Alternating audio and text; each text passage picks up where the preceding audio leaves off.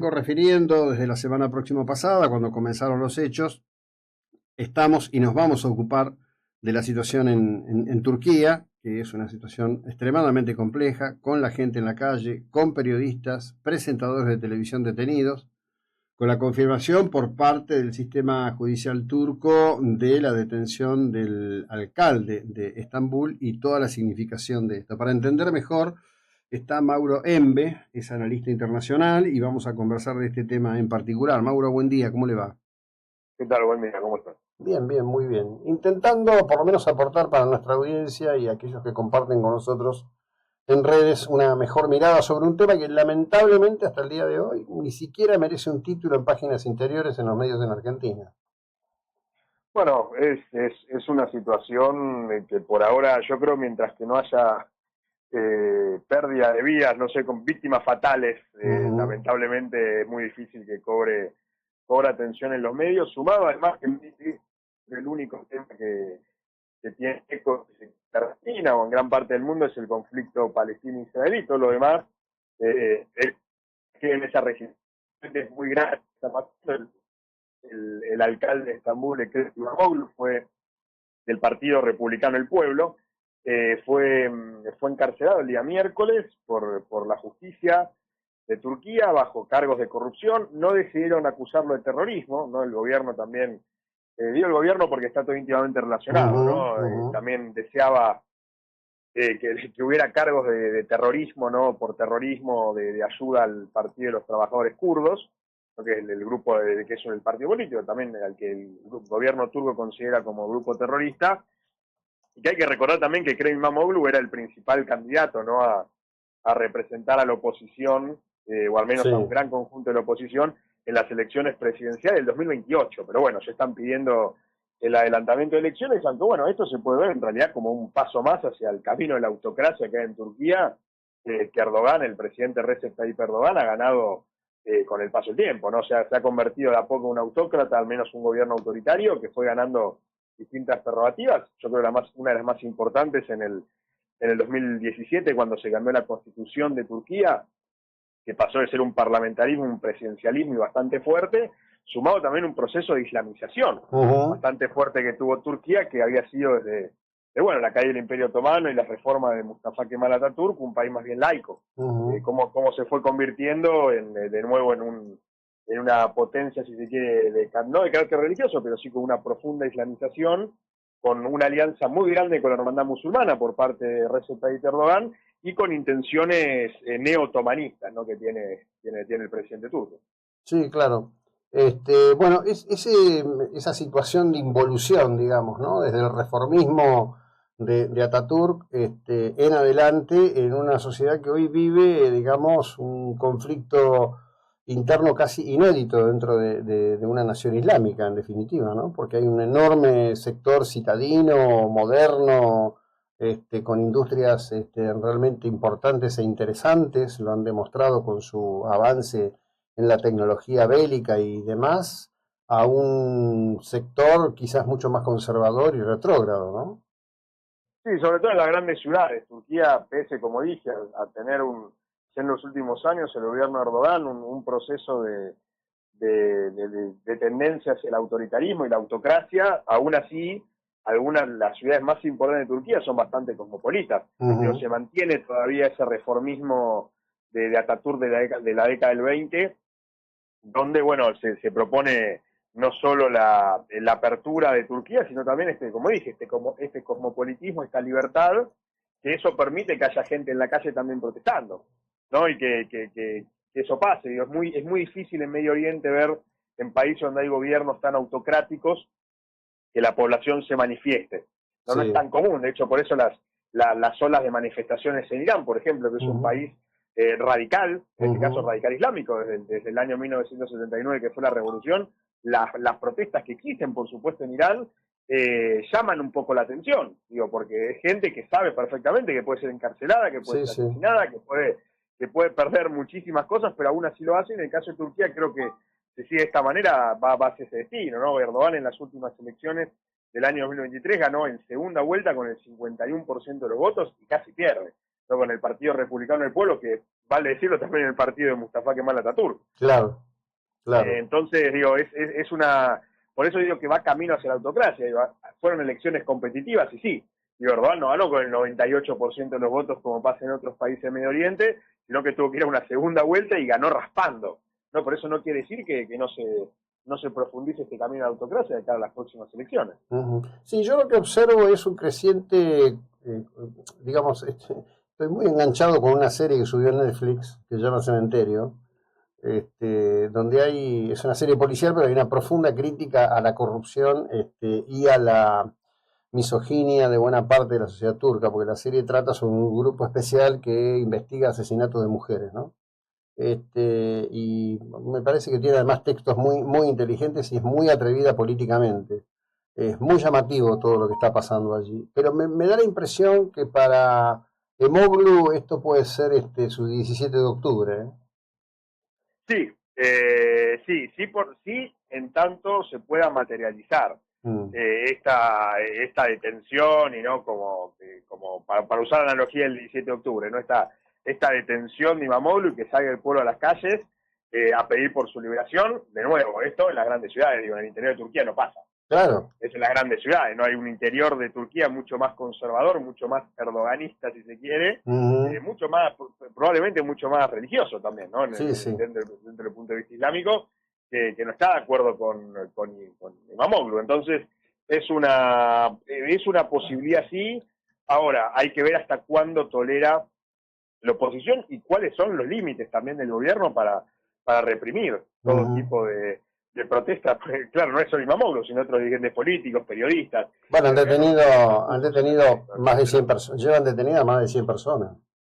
Sí, probablemente pueda seguir esta lista, pueda seguir aumentando, el gobierno quizás no va a tener tapujos a la hora de detenerlo, sobre todo, digo, esto va en consonancia con el neotomanismo que mencionábamos antes. Sí, sí. Volver a tener de alguna manera la importancia que tuvo el Imperio Otomano con una Turquía que no es lo mismo, es mucho más debilitada, pero bueno, que quiere empezar a tomar un rol como el que tenía antes en la discusión de Medio Oriente, que en los últimos años frente a los países árabes quedó completamente relegada. Con Turquía, uno, no es árabe, dos, quedó totalmente relegado, completamente relegada. Es verdad que su industria armamentística empezó a crecer muchísimo, de hecho tiene muchísimo mercado junto con Rusia en el continente africano. Sí, claro. También tomó muchísimo protagonismo cuando fue la potencial entrada de Suecia y Finlandia en la OTAN, ¿no? Con esto de, bueno, mientras sigan defendiendo a los kurdos, al Partido de Trabajadores Kurdos, Turquía no iba a aceptar su entrada en el medio de la guerra de Rusia y Ucrania.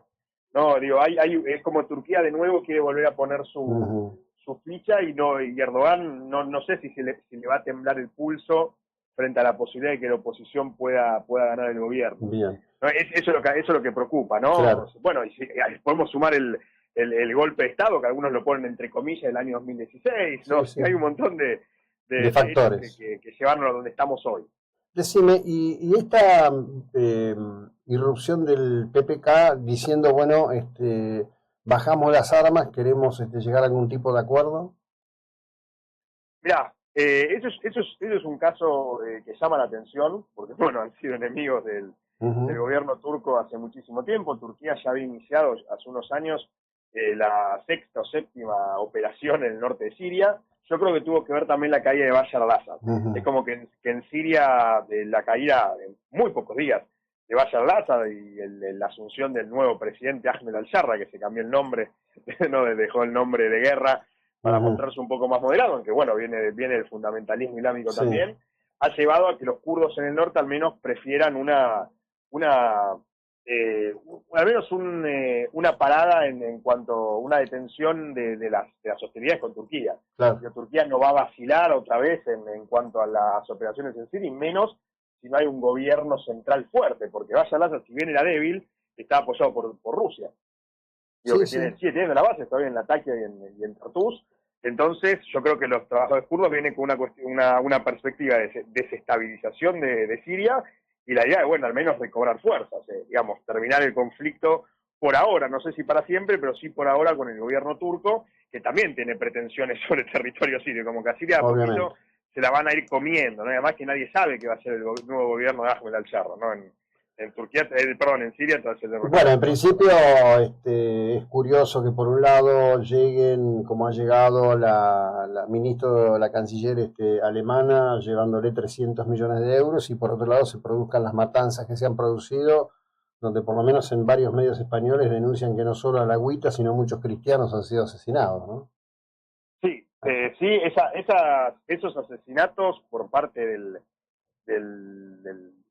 grupo terrorista, si se quiere, que tomó el poder, sobre todo de esa coalición, del partido, bueno, el HTS, el Harakat al-Tahrir al-Sham, que propuso la eliminación de los alawitas, que era la rama religiosa, incluso la que pertenecía a Bashar al-Assad, así como muchos cristianos, pero bueno, de nuevo no ha tenido mucho eco en los medios occidentales lo que pasó en Siria. Es como que yo creo que respecto a la guerra de Siria, y la guerra civil en Siria, desde no sé si se acuerdan de la foto esa del niño muerto en la playa, ¿no? Sí, Que habrá sido hace 10 años. 10 años más o menos. Después de esa foto se fue diluyendo. Digo, solo los medios internacionales cubrieron la caída de Bashar al-Assad. Incluso muchos gobiernos han reconocido ya el nuevo gobierno de Ahmed al-Sharra como el gobierno de Siria, pero cualquier otra cosa que pase después fue cubierto por medios especializados o medios de Medio Oriente, justamente, no más que eso.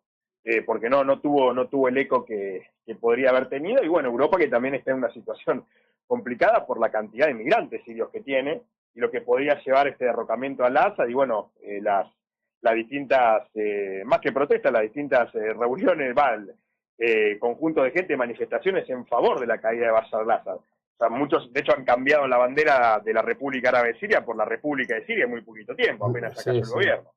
Que es un símbolo ese, ¿no? Es un símbolo de la caída del partido basista también en Siria. Y bueno, un nuevo gobierno, una nueva perspectiva que hay que ver cómo termina. Es como que todos están viendo qué va a ser este nuevo gobierno sirio. Sí, bueno, es un gran interrogante, como está señalando, que tiene, me parece a mí, el enorme riesgo de que todo termine en algún tipo de masacre de las que se han venido perpetrando allí históricamente, ¿no? Pero bueno, como son masacres entre islamitas, mucho no importan. La única masacre que al mundo occidental le interesa o denuncia o expresa es cuando hay un conflicto en la Franja de Gaza, el resto no cuenta mucho.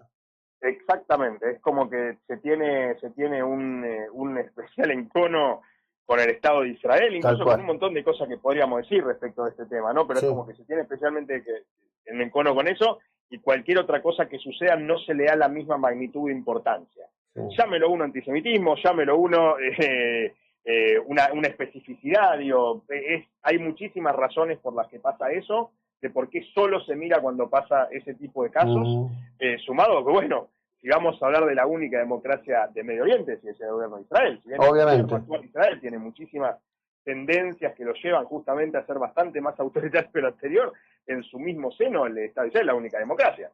De hecho, los otros países que se acercan, incluso con todos los problemas que tienen, son Líbano y Turquía, con todos los problemas que acabamos de decir, y están muy lejos en cuanto a los niveles de democracia que mantiene Israel y de igualdad y de convivencia de las distintas minorías en su interior. Pero bueno, sí, el mundo tiene un especial ojo para ver el conflicto palestino-israelí y no al revés, digo, no con otras cosas, no con otras cuestiones que pasan en Medio Oriente. Y vaya uno, digo, hay muchas explicaciones probables para eso. Sí, desde ya que podemos perdernos en teorías, pero los hechos dicen que hay hoy una Siria completamente fragmentada, que hay un líder que viene de una rama extremista y que, digamos, que vista traje occidental no ofrece demasiado. Digo, volviendo a lo de Turquía, Turquía pertenece a la OTAN, ¿no? Y hoy, bueno, Donald Trump ha puesto en entredicho a la OTAN y su propia existencia. Ahí aparecen otros riesgos asociados, ¿no? Sí, a ver, el tema de Trump con los organismos multilaterales, ya sea de defensa, de crédito, de la ONU mismo, es algo esperable. El hecho de que esté en contra de cualquier organismo que no sea incluso bilateral, sino que sea multilateral, yo creo que la disolución de la OTAN es algo bastante serio. De hecho no creo que pase, honestamente no creo que se materialice. Tampoco me sorprende las críticas del gobierno de Estados Unidos a la disolución de la OTAN, pero sí, Turquía no solo es parte de la OTAN, sino que lo ha usado muy bien. El hecho de ser parte de la OTAN, sobre todo en los últimos años, cuando el presidente Erdogan, que ya está hace 22 años en este año que está en el poder, entre primer ministro y presidente, ha desafiado incluso a muchísimos mandamientos, si se quiere, de Occidente o del momento de la formación de la OTAN en la década del 40. Entonces, digo, es un tema, por supuesto. Turquía le sirve estar en la OTAN, también estar en la OTAN le brinda cierta inmunidad frente a distintas medidas del gobierno al interior de Turquía y al exterior, ¿no? Porque recordemos que el ataque a un miembro de la OTAN implica el involucramiento automático de todos sus miembros.